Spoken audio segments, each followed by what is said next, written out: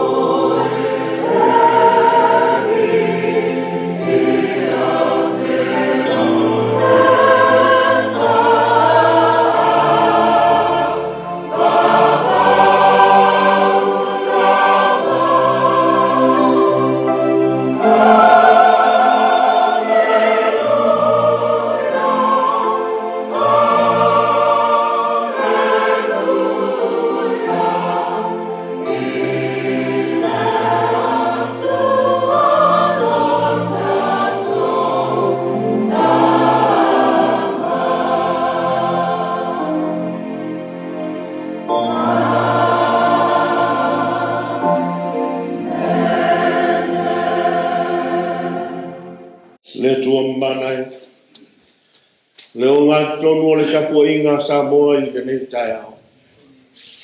A whi mai a lo finangalo le ni ia, mai whai loa mo i mātou lo finangalo a mitoni.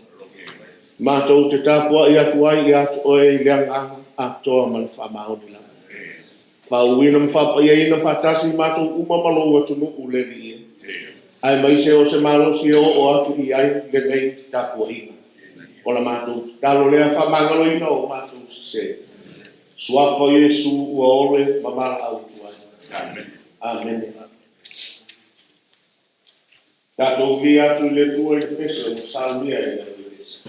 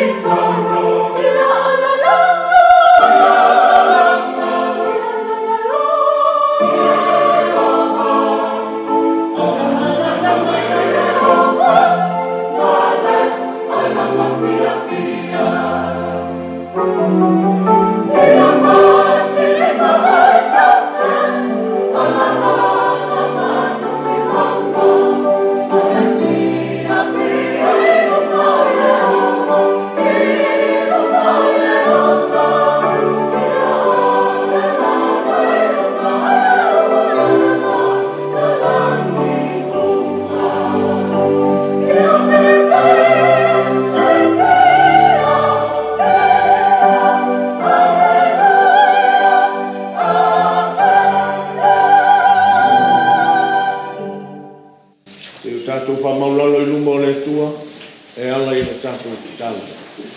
Tātou ipo, ma te talo i le tua. Lo mātou te mai o i le langa, ia pa ia lo suafa, ma ia o mai no mātou. Ia whai alawa lo pina ngano i a Samoa, ma le nano langi atoa. Le atua o le ena whai a mea umalama, mai le mabau e o atu lava i le wha ngau, o lo alofa, ma lo wha maoni, wa e tausi ai ia i mātou uma o mea na e whai. Le atua e tumu, i le lofa ma le wha maoni. Ko le afuanga lea le ri e o lo mātou wha moimoi i le nei kai ao. Mātou te o mai e se tali i lo alofa. E tali i lo wanga le lei i a Samoa.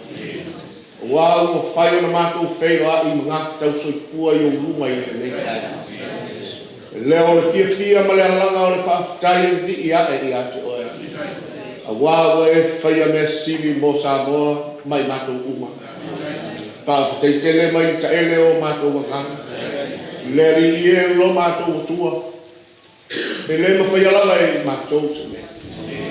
A ua mātou katitonu a mātou tū ma tepa i tua i le loa loa o le tau sanga uma mai. Ua mātou iai ne urua i aso o le nei masina muli muli o le nei tau sanga.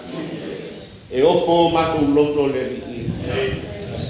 Leo se mātou wang tonu mo so mātou wambia o sako i lau sipaka. A o ela no le tua o le alofa fua ma le alofa muti vale.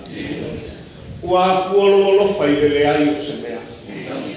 Ma ua le whatua o ia i so se ngana ma so se lana. So se kasi e o lava i au whatua tua ma e walato nei ro e. Lea li ie o mātou tonu i lo wanga nei. Poto fia la whanau le nei kai au mātou whai loto matasi ma lo o tonu. E di mi ia e o mātou nganga ia. O no me siri ma le mātou fia we whaia mo mātou. A manatu lava i o mātou tua nai. O ana nafi lea le li ie. Tele whai tā whaki tau. Fua so ina le soi fua ma lo mātou wola e le whele o whale le lape. Malanga al mali ma le oti le aso ma le aso. Ka ua mātou tonu le li ie. O e langa o e tui ma tangi olo. O e wa e leo ma e taitai. Soi fua o Samoa e a fua mai on taitai. Ai mai se o taitai o Lotu Ekalesia Metotisi i le lalulangi. E o lava le li ie i le nei whapoto tonga i le nei aso. Whaafetai tele i longo lofu. Whaafetai i au whaamaniaka. Se pulu maritasi o masina ua mou atu. Le li ie leo se teini e puu i le soi pua malo matu wata. Pua fesoa ina lava i le tele o whaita. Aua matu talitonu e te lei tu lafo ina lau whanau. Whaafetai au ngalo fasini mo Samoa. Ka peo nei ai i le nā masina ua mamai atu. E ala i ana tali ngā malo, ma whaali ai i loa lofa i tā leli ese māna wa au Samoa. Ai mai se leli ie, o upu whai, ua mwhai ai ana whisota i mai isi malo le lano langi. Ma ua mātou talitonu lava. Se anoa lo wanga lei ma loa lofa i le nei atunu. Ko penei e le tau lau o wha moe moe. Whaaftai le soi fua o te tai. Ai mai so tai o le Ekalesia o e mo to fa o mo ni manuia o le atu. Fa fe tai tele le atu ai.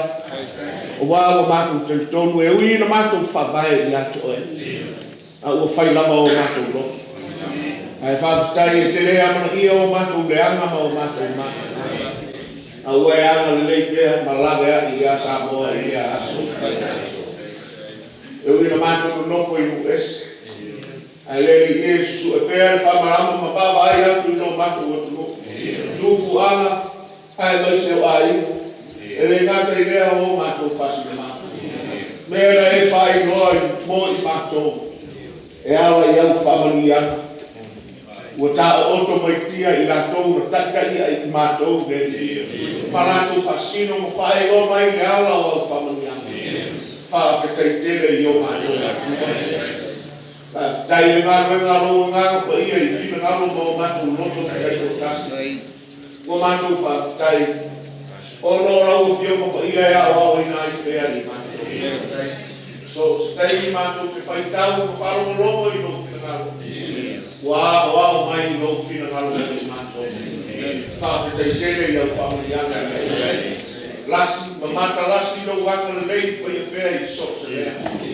Siri o na mātou whawhetani. Yesu ke riso le vi I malo mātou whao.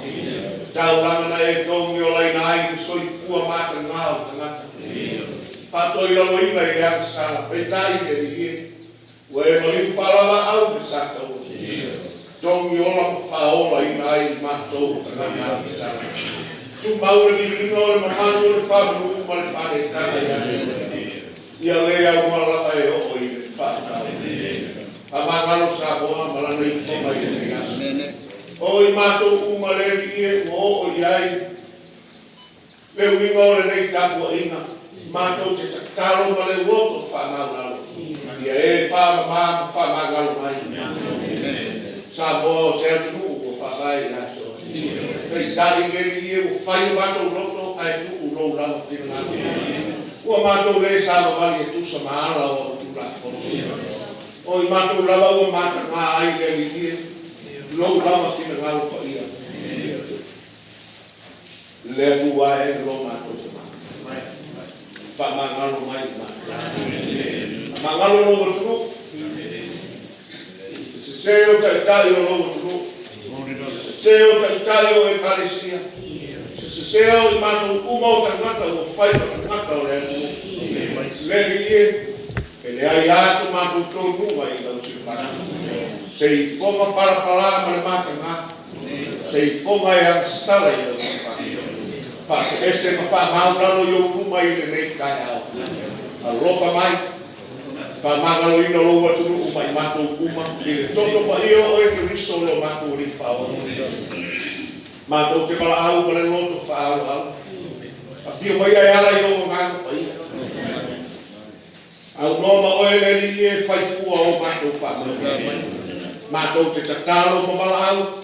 A lo whangia le tapo I ngalo o tunu o I rei asa. Ia anu ma le mātou. Mai a mātou na ngona le rie we whau ina whatasi mātou. Te ala I lo fiso soan mai a ngātou. Alo whangia Samoa I o awa le atunu e tau atia. E mātou tima e le kakoli. O na ati na e so se mea. Whamole mole le atu mai. Tau ati na e na o le māloi o na upufai.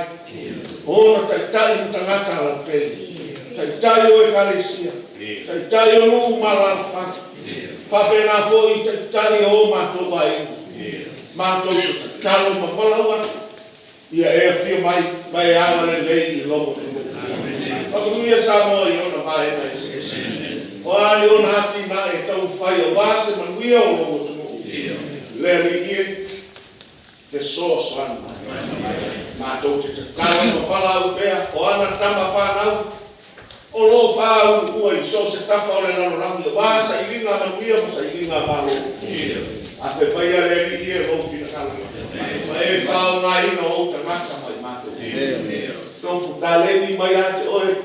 E whasoa ai a paa mai ate oe. E ma whai ai o na mātou whai loa lo ma manu ma lo sin ese le. I le lalorangi malama. A ngale lei I wha moe whai e le ngata o ainga. O Ekalesia, o le atu nuu ma so se vaenga ua tau ma whai atia e lo suafa. Le li ie lo mātou tua, e le ma whai alawa e lo atu nuu se mea. Se ia vanga nā ua tātou au whaatasi ma oe. A whai tau ina lau fionga le li ie le nei aso, a o a mai mo I mātou. O se upu mātou te māwhau whauina, whetalai mai ai ala I loa nganga pa ia. E ma whai ai ona mātou langona, ua e o mai mo Samoa. Se ia mātou langona ai le li ie. Lo mātou ola e ati na e so se mea e ke whinangalo ai a wāle manuia o tangata. Wha mole wha tasi mai le li ie. O ai nisi o fia maua lau so soani. Ia o atu iai le mana o la mātou tā. O e o mamai mawhatia, wha mole ia wha tutu ina I lau wha o tanga. O inisi o whanau noa malangona ai le leo le mawhatia. Wha mai se atu loa nganga lea li ie. O e si la fia lava le nei atu no. Mātou te talo, ia mapolo na whawai, ia mātou langona ai leri ie. O i mātou lava o ni tangata e hao i na vi ia lou lava suafa ma mātou. Mātou ia i tau whai unga, ma le tau lau mea o le Moimoi o le nei tau sanga, a wala mātou whai ngā malanga. Le ta malo whai, whamale mole, ia e whesoa soani mai. Te le whai utai le ala o whatali mai. E iai na uti taimi la mātou whai malanga i whai unga o le nei tau sanga. Te le mala o whaale me lave ma whai utai. A ua mātou wala au, ia iai lo anga le leia leo ina le soi fua lo atunu u maona tangata. Tai atu i le whai unga o le nei tau sanga, ma mātou au lia o na aso tūpo ina. A walo mātou Moimoi fia i atu o ele ni o le Kirisimasi. Ia e alofangia le ngā luenga whai o Lotu Ekalesia. Ia mana ai le tala lei, ma ia mātou maua pēa le nganga. Tāpua i whatasi i au manuia. Le aligie, whatasi mai ai le nei aso. Ia se upu e filifilia mo lou atunu, feta lai mo i mātou ai o mātou whalo o lou. Tu pōle nei aso, tātou mafuta ma oe tama. Lou suafa Yesu o le na o mai a mātou te talo i a mātou whape atu. Lo mātou te mai o i lang. Ia pa ia lou suafa, ia o mai lo mātou. Ai a lou ki ngalo i lalo laki te ai e kaka. O mai a te mātou me asu nei o mātou mea ai sau me asu. E whamangalo i a te mātou i a mātou sana. E o mātou foi o mātou whamangalo i ngāti i e o a mea mai a te mātou. A o foi e te i me mātou whaosu sona. Ai e ai a mātou ai a. Ai o na mātou, manama, a soa manani i nga e whakapau.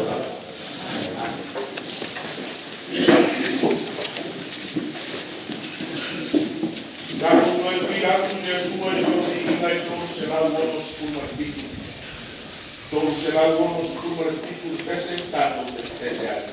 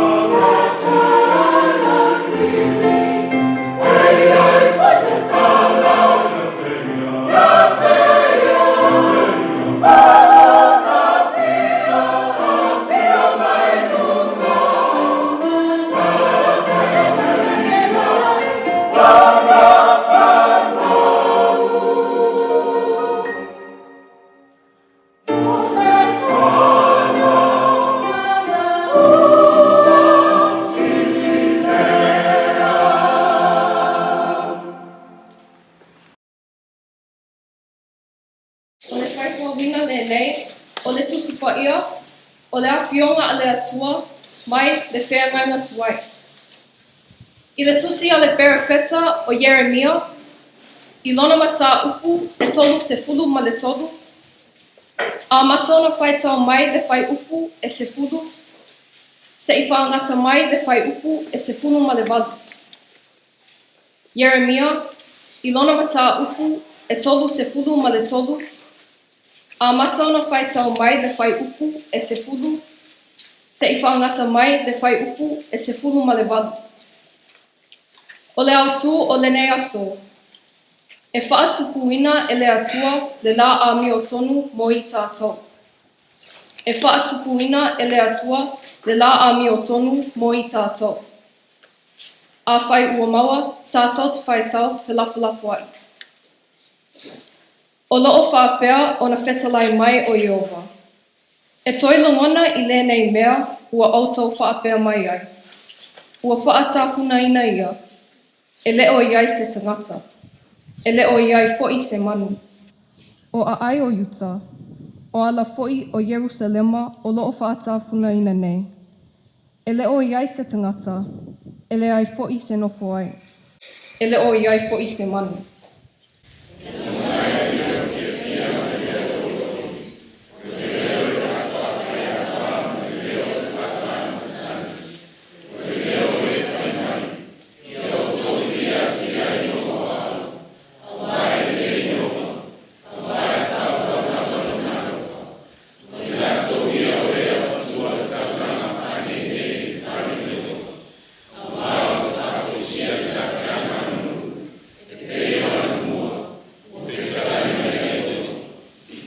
O loo whaapea o na whetalai mai o Iova o au.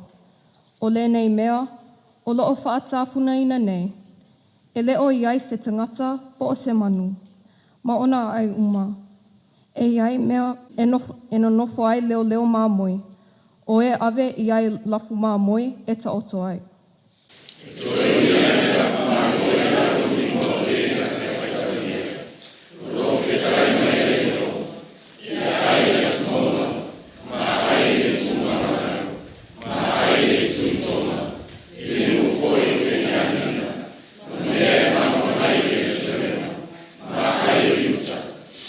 Whaauta, e o lava I ona aso, o loo whetalai mai ai Jeova. O te whaataunu uina ai le upu lelei na o fola ina I le ainga o Israelu ma le ainga o Utah.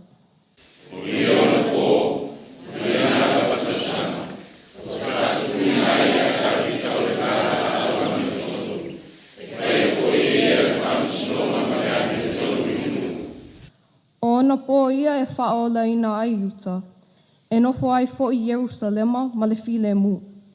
O le ingoa fo I le nei e tā ua ai o ia. O Iova la tātou ami o tonu.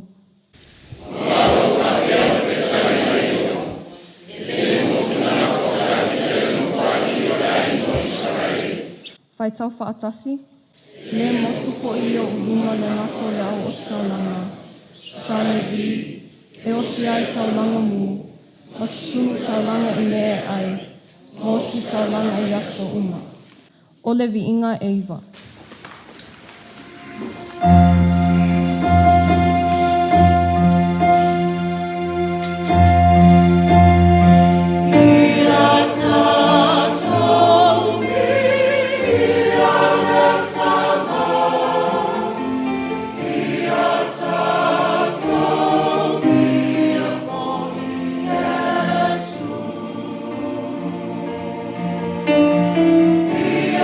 We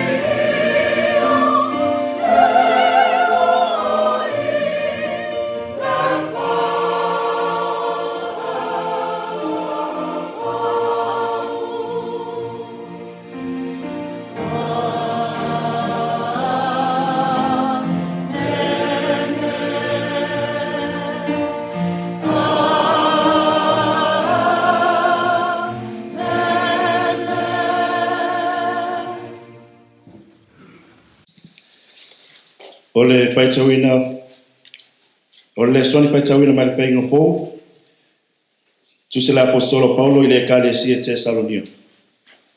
Mo Tesalonia mata kua tolu, le a mata paitau, mai pai upo iwa, se whangata mai i le pai upo sifuru matolu.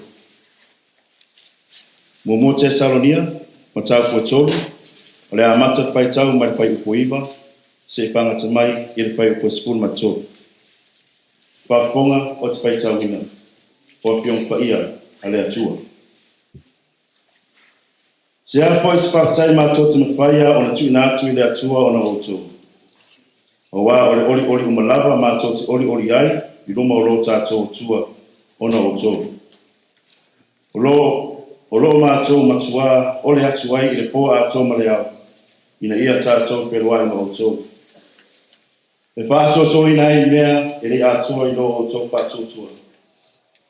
Aia tete ina i mātou, aia tete ina la mātou malanga, Yats o toi le atua lava. Lo tātou te mā, a tō ma lo tātou li o Yesu Kiriso. Ia whātere po i le ali, ma ia pāsi i sili, o na tere lo o tō ropa, o le tasi le tasi, a tō ma tangata uma. Whapeu mātou ni lava yate o tō. Le ia whātou mawina. O tō loto, e le matau leanga ina i le ami o le lei, i luma o le atua lo tātou te mā. Pea fio mai lo tātou li o Yesu whātasi maona au pa ia uma. O le tātou taulang lino. Wa umia mai le nei taulanga leri ie i uluma. Ua mātou lau tu whātasi mau tangata e talia le taulanga ua fo ina moi mātou. Mātou te talo ma malau atu. Ia e whapa ia ina le nei taulanga mo lau fe au malau ngalua. Tuina fatasi ma fina ngalo ma o mātou loto e whapa ia fatasi le li ie. Awa leo foina o lo mātou wola i au au. Whamole mole ia e whamanuia mai. Yesu whaola o mātou te talo atu ai. Amen.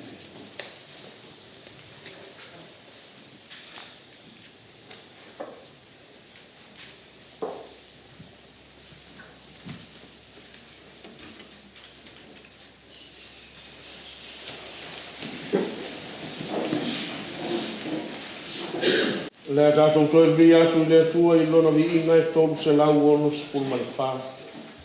Tolu se lau ono sepul ma le whā le tese, tātou te pese ai. Ah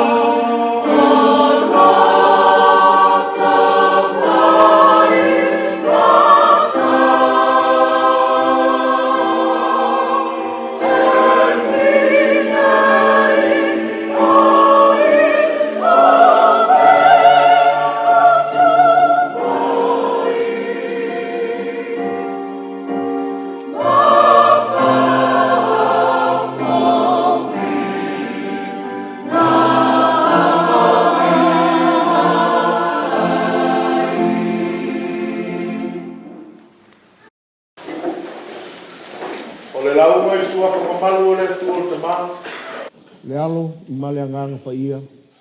Amen. Ngā mausa matua e teitai nai ta ua Samoa i le nei aso. I le soni na whaitawina mai le whengai ngā tuai. Tusi al perfecta i Jeremia o lona mata upu e tolu sipulu ma le tolu. Fia whao ngā ina le foi upu e sipulu ma le wha ma le sipulu ma le lima e whapea o na whaitawina. Whauta. E o lava i o na aso. Ua whetalai mai ai ova. Tu whataunu ina ai le upu le leina o wholafola ina i le ainga o Israelu ma le ainga o Iuta. O ia o na pō ma le nāfo i tau sanga. O te whatupu ina ai i a tāwika o le la au ami o tonu. Whaia fōi e ia le whamusinonga ma le ami o tonu i le nuu. O le atoanga leo le matua Samoa. Jerusalema whamutala ina o le aina ma vai ina. Ma filifilia e le atua e whai ma tō aina o so se soi fua whaleanganga o Israelu. O le aina maua i le malosi mai le atua. Nā fua i le loto mau lalo, ma le loto whamangalo. Usitai ma le ola au na whamaoni. Na tuina e le atua i lana au na o tāwika. Nā ala ai o na matala i a senga whamanuianga. A Jerusalema foi o le ata leo le langi le nofua inga tāwika i nā o na pō. Nā atoa i ai mātango fie o le atua. Nā atoa i ai mamalu o le atua. Nā atoa i ai le malosi o le poto. O le tamawa inga o le alofa ma le whamaoni o le atua. O le whamoimoi maualunga o le atua mo Israelu. Ia mātango fia i le fia o le atua. Ia mamalu i le vi inga o le atua. Ia malosi i le alofa ma le whamaoni i le atua. Ia poto i le whamasinonga ma le ami o tonu o le atua. Ia tamawa inga i le loto maulalo ma le soifua whamangalo. O na maua leo malo. Le nā ma le laina na savali ai le au na le atua o tāwika. Le tupu na saili malo ma maua malo. Nā fua ai o na maua i ngana tō. Ma tō le matu pala. Whasa fua i lana whanau. Mā vaenga ma whamanu anga tū tō. E o i le whaavavau. E au tupula ngā. E tū mau pēa lau ngafa tāwita. O lona ta mali i anga lea. E o i le whaavavau. Aua ma vai atu tāwita. O lena lofa ma whamaoni i le atua. Ma a puti ia talito nunga wha le atua. Ka oto mai tia. Ai solo ai mai lana whanau. Ma e na lato tai le nuu i le malaya. Whao ngā se le mata o fie. Whai mau wala o le tuina nau. I foi tu pua ma fia i le angasala. Whao ngā se le mamalu. E whai ma o lato vi inga. Ua whai le malosi. Malo le whalia lia vale. O le whalo loto ma le whamaoni. Ua whao ngā le poto e whapio ai le whamasinonga ma le ami tonu o le atua. Masau ai tangata mātitiva. Whai le tamau a inga. Mau hala o le whamau a lunga. Moni a upu a le atunu. Ai ulu tua nai ka isa. Ua maua ula futi.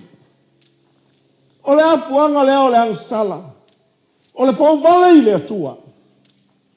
Whanau mai ai le toi lalo. Ma le whata whea i nu ese.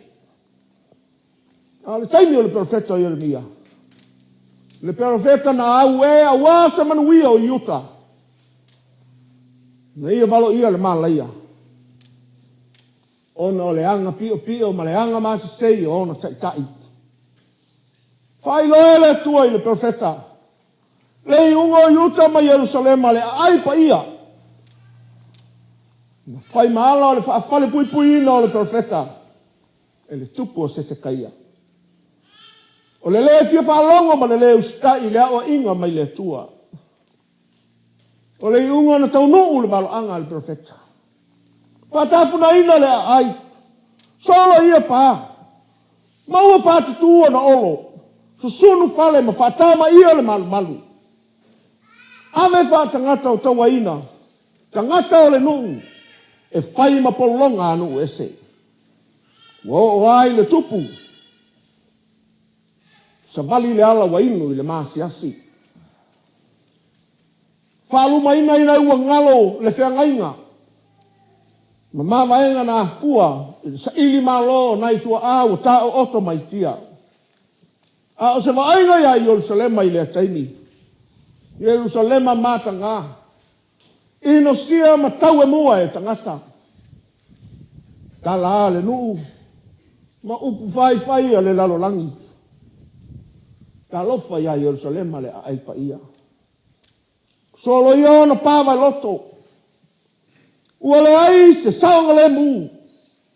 Ua le ai se malu ma se pui puinga o Jerusalema. Ua whata aloa le fili. Ua whai ma ai o itu ma nganga le anga.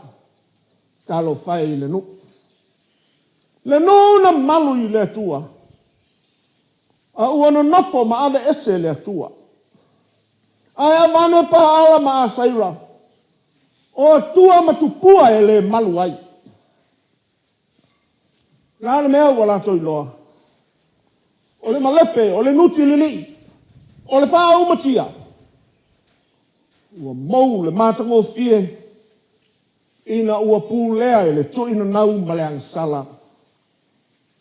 Ai leo le mea ea lea na awe ai le perfecta ma whape ane. Awa lava ne mita le tangata malosi, lona malosi. Awa le mita le tangata poto i lona poto. Awa foi ni mita le mau oa i ana o loa. A o le mita. Ina ma fau ia ina ua i loa au. O le whai ale alofa ma le whamusinonga ma le ami o tonu. O mea ia o te fia i ai. Ua le no fo ia whai tutoa o le ai. Whai tutoa na u ia e. E fo noa ai pūlenga o le ai. Awani tonu whai o le nu. Pūlenga na wha moe i ai le manuia o le nu. A ua ino i le atua ma sa ili atu.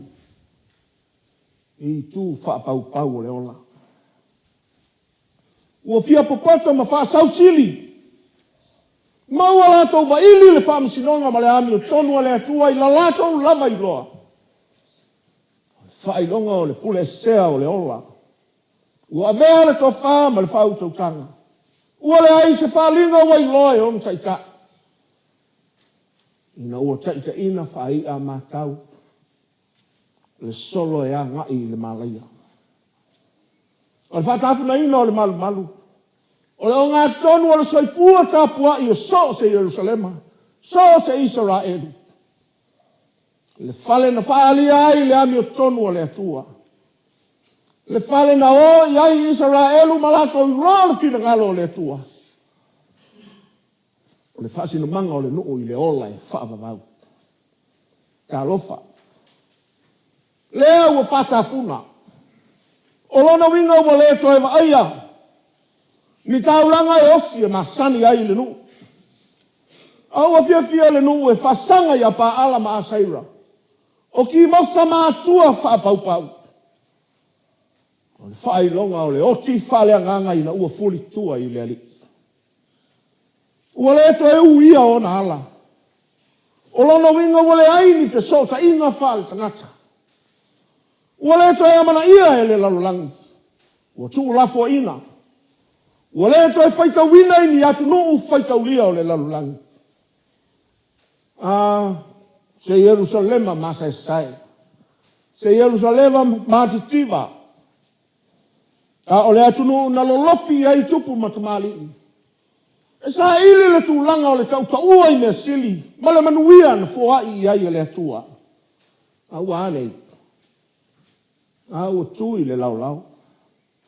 Ua whanganga ina le atua. Ma ua le ai se tasi na te uia. E o ai se manu. Ua le ui ane ai. O le whailonga o le Jerusalema tuufua. O le ele ua malaia. Ua onge i tangata.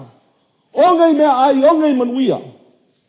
O fōringa o le ai o se wha moe moe. O lono winga. O le ai i ai luta i lea taimi. Ua le ai se mea. Ua mea noa, ua uma. A o whea oi ai le nuu, na whai mai o nuu na osi whea ngainga ma le atua. Whai mai a le Pisilia le apostolo Paula i lana. Tusi le Ekalesia Roma. O ua la po ina e le atua lona lava nuu. Ua ngalo e i le atua le nuu na ia filifilia e whai mona. O ia ngalo. Ua ta oto au se alo o le fina ngalo o le atua mo Israelu. O le lupe le la fonga alu o le mana. Se taimi se aso whātau nuu. Me toi fatuina o le Jerusalema. Whapei lava o na malo ia le profeta o nā tamo i le au ngā le atua. Tau atu i ata vita. O te whātu mawina longa inga. Ma long ma loe whaavavau.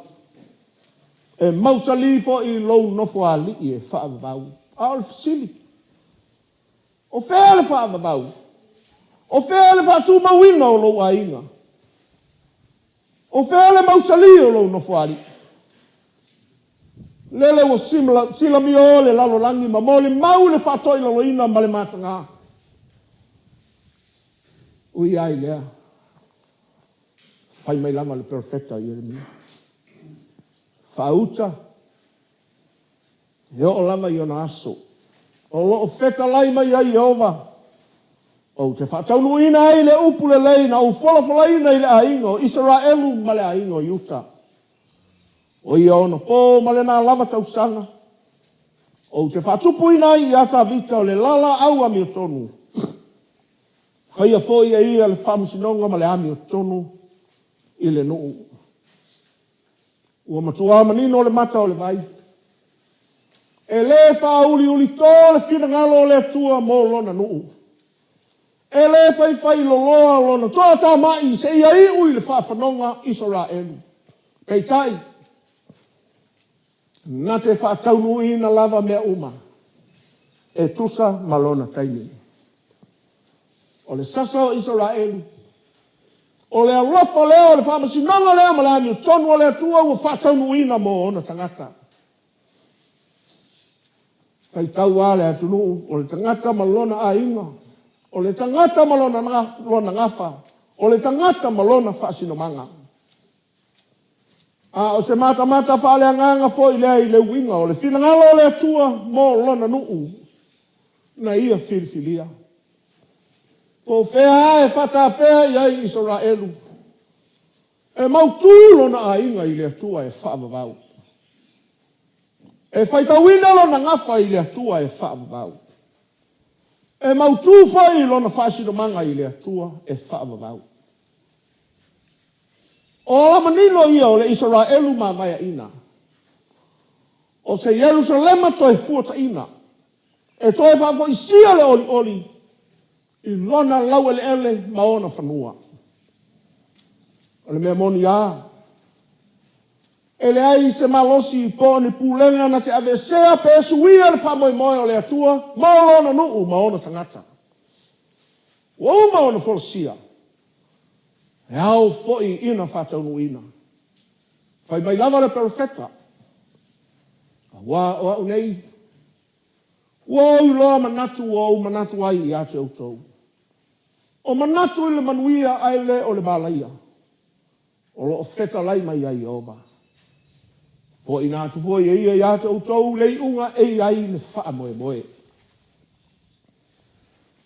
E ai tu ta ua o le matua e fia whamanino ma whamalama. A ni fi aula langa ia mo ta ua Samoa i le tau nganga ifo le lao le nei tau sanga. A ma mai atu. mua o le taimi. O le taimi o le atua e pule ai le atua. E le ai foi se pulenga fatasi mai ia. A le taimi foi o le atua o whailo ai le tangata ua le ai se wha moe. Whauta e o lava i o naso. Kau tinonga o le taimi. Kau tala aso. E manatua ana nafi. E manatua taimi. Ai sili o na tahua le mea le lei na tupu i lo na taimi. O le ase la ngona o le nuu fata fea.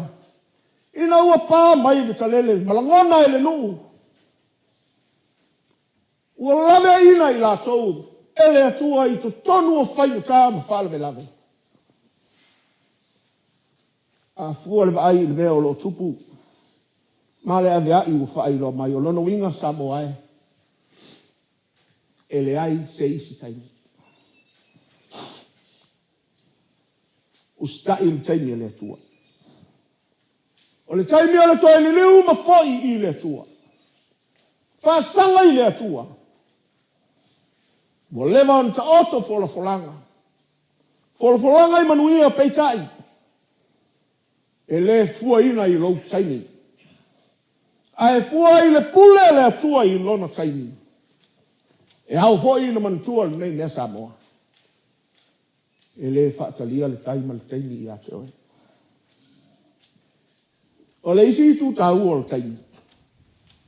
O le whaatalitali. Au o le fiu i se taimi pupu. A o le umi o lo whaatalitali. E te mauti noa ai o oe o le tangata o le taimi. O oe o le tangata o no sa. O oe o le tangata i ai lo wha moe le lumana. O le masani o le whaatalitali. O le fiu o fie. E o ai le musu. O le le talitonu peitai. Saunia mo manuia o lona lava taimi. Le whaatalitali ma le loto talitonu. A wā e whaataunu ina lava e ia le mea uwhina ngalo ai o ia. Samoa e. O le whaatalitali i le atua. O le whaatali mau nā whaatautai o le ingafu se ia e mafua le nei. O na sisi leo le atu o le whamanusina. O manuia ia o le atua mo oe malau sailinga. O la Isaia. E vai lava matinga ina tama mātutua. O tau le lea fōia pā uu lava i latou. A o e whaatalitali atu ia Jehova. E to e whaafowina lo latou tau le lea. Latou te si ia e apa au e peo a eto. Latou te whemo e ia e le vai.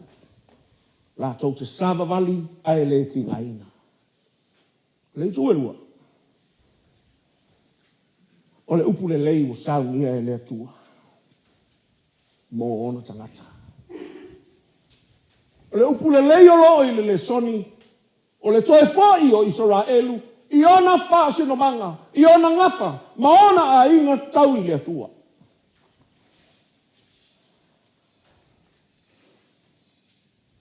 O se fe au le lei lea mo i uta ma Israel. Toe fōi i Jerusalem o lona whaasino manga. Toi fau, ma toi fai. Toi fuata i le no. Toi fale lei le va uso.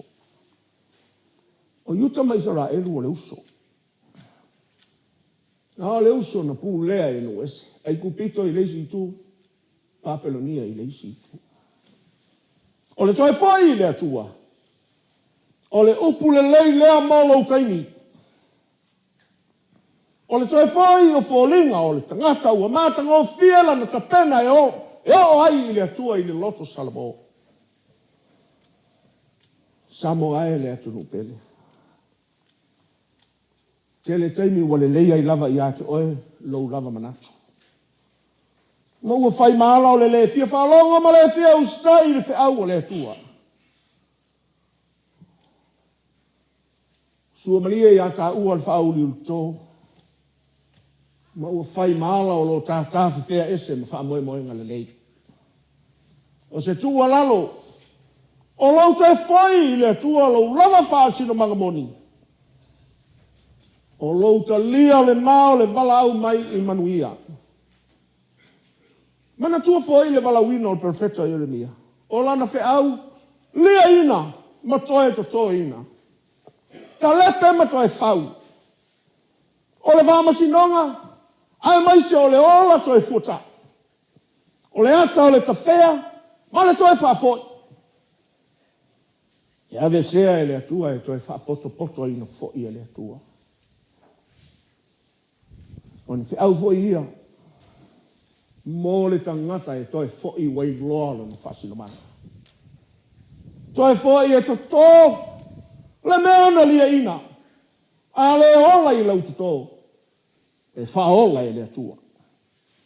Toi foi e toi whau le mea ua malepe. Toi foi e fuatai le tūla whana whau o Sauniga e le atua. Toi foi mai I lau ainga maulau e lele. E ala I le whamau pōponga le atua I lau soifua. O whi au patino ia le profeta. Ua iai le whamoe maolona nuu. Le nuu ua le ai se whamoe. Na ia whai loi le nuu. Ina ia whausia, ia tato, ia tatalo. E lea whaina le iai nu ese. E lea whaina le malosi o pūlenga whapaupau. A ia whafufonga mai le atua I lau siu fufonga. Tatalo, mātia e o whasino masa. Ona tu mauleo le whamoe I le atua I me sili. O le I tu muni. O le lala au ami o tonu. Na te whaia le whaamasinonga ma le ami o tonu I lona nu. A le I tu lea na whaase seina ai le whaalonga ma le whaafufonga. O le vaia le lalulangi I ai Jerusalema. O le vaai le ngafa o tāvita. E fōringa o se la au o pēu o le toionga. Kei tai. O le whamaoni o le atua I ana wholafolanga. O le whailonga leo o le malosi. Le motusia le ngafa o tāvita e o I le whaamavau. O le whaamausali ina le mā. O lona a inga. Na tino mai le tamana malo ia. Le mesia o lo whatalitali I ai le lalolangi. O ia le nana te whaia le whaamasinonga ma le ami o tonu I le lalolangi. O le lala au ami o tonu mo I tātou. Samoa e. O le ami o tonu ma le whai mea tonu. O le whaafotu manu le nā mo Samoa ma ona tangata. So se pūlenga e ami o tonu ma whai mea tonu ana whai. Hei ui le whaamausali ina. So se Ekalesia e whai mea tonu ma ami o tonu ona tangata. Hei ui le manuia. O na whatausi ia o Iesu na ngalue ai mo le tangata. Whaalia le na ami o tonu ma le whaamasinonga. Ai ngalue ina e lona alofa ma lona whaamaoni. Io e Samoa. To tele le au mau whailonga I le poto. Ta leni maanga waa ese. Ai se asa ona I ai ta leni I whamaoni ma le whai mea tonu. To tele le au whai. Le au whafolinga I le alofa. Ai wana o le alofa tau o le upu ma le ngutu. Ai au ngapiu I se whamaoni ma se au nanga. Nā, na toi whaamanatu Samoa I au whaiwa alofi lima. Ai mai se I au pūlenga. Ua tātou I ai le vai tau o le ativeni. I le kalena whale Ekalesia. O lona winga. Ua afio mai po ua whaali mai le atua I le lalolangi. E ala I ai e su ke riso le masia. Lau whaatali maule lei ale nā Samoa. Lau loto whaafetai e whaatali ai le li o li kerisimasi. E ui ae le lama. E ui ae le ngā whatia e sa tā whaafetai lona afio mai. O le tusi a Tesalonia. O lo tau whamatala ia le apostolo lona loto moni i le Ekalesia i Tesalonia. Whalongo mal whaafitai. Na whai mavi inga o le alii. I le talana matu e Timoteo e winga i le nau o tangata o Tesalonia. Ai maise o le mata upu o lau lunga i le Ekalesia i nao na po. O le toea fia mai o Yesu. E whaola i e o loto mau matu mau i ake ia. Pai mai le apostolo. Se whaafitai mātou te mawhaia ona tuina atu i le atua ona o outou. Se langona wali nā Samoa. Whalongo mamau atu i atu Uelese. Sue pēa le whaamalama. Matangi i le atua ona o outou. Mea te tele ma mea siliwa e whaia Samoa. Whai ia ma vi inga o le li ai aua i le tangata. Awal pole i le au whaitio. Awal pole i le au tau whaleanga. A tia e lau atunu o lau a inga o lau tofi o lau whasino manga. Tō mai e lea tua ua o e Samoa. Mana tua o te toi whamanato. A whaina o ngā te tonu Jerusalema i lea tua. E lea lau whawai le nau o te oto Samoa. Toi whamanato o taanga atu le taulau mea o le nei tau sanga. O le pongai o le whaatawheo i uta mai Jerusalema. O leo ese male atua. Ua atua i le poto, ua atua i le tamau a inga. Ua atua i le malos. Ma ua lato wha mau o lunga ai nei lea. Ma ai o Samoa nei wha ngau ina oi. Ma ai nei ele toi ai le matango fia le tua. Ona o saua mia ua le tonu ma sa tatou wanga ua le te tau i lana silafanga. O le mea muli fai mai le apostolo Paula i le Ekalesia. Ia whaatele loa lofa. Ma ia afua mai le atua le nā lofa e whai matali. Te whaatali mau ai ma le loto on sai i toi fio mai o Yesu. O le alofa i le fina ngalo le apostolo.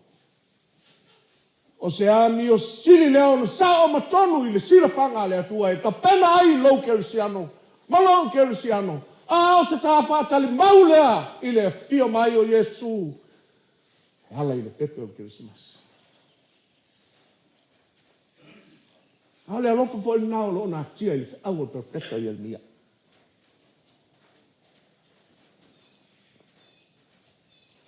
Nā fua ai o no fina ngalo le atua e toi whafo. Samoa e le atu no pele. Pai ngā malo mau pūlenga i sos tuli manu o Samoa. Ia te le so alofa e tautua ai. Lou wha moe ma lou wha sino manga i le li. Man tuan nei me Samoa. E o ai lo naso. E tupo ina i le pule a le atua. E lei loa e seisi. Taimi o le ri. Peitai o le tafe au. O le whaia o le alofa, ma le whaia tonu. O le ustai, le whamasinonga le atua. Ma whaia lona fina ngalo pa ia. Iesu na ia savalia ala o le alofa ma le whamasinonga. Whatinonga le nao le ami o tonu o le atua na ia whaalia. Le atoanga voi nao lona tau i le sa taulo. Samoa toi fo i lau whasina mana. Toi to tōlo manuia. Toi whau lau wha moimoi i le atua. Ona maua leo se Samoa e tu fatas. Ona maua leo se Samoa e wha vai moni i le atua. Ono i Yesu. Amen. Se lau malu pulma lima le pese. Tātou te whai uai nei taunga. Pese i le langi le au angelu. Vā o le lalo langi nei. Tau whai vi ia le manuia. Le fōa i mai i lalo nei. Se lau walu stuma lima pesa.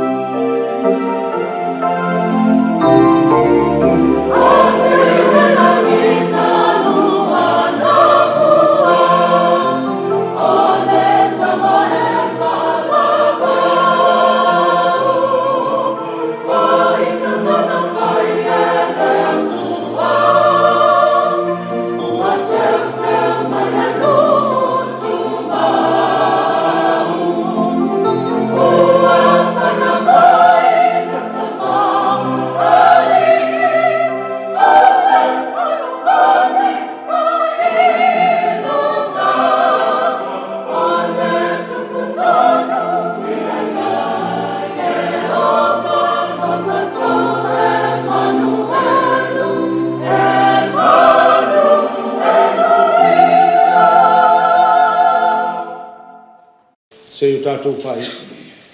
O le manuia o le atua le tamā, o le alofa ma le file mua Iesu le alo, ma le mafutanga ma le anganga pa ia i lunga o Samoa uma ma le lalolangi atoa. Nei, maaso uma e o i le whaavavaulava. Amen.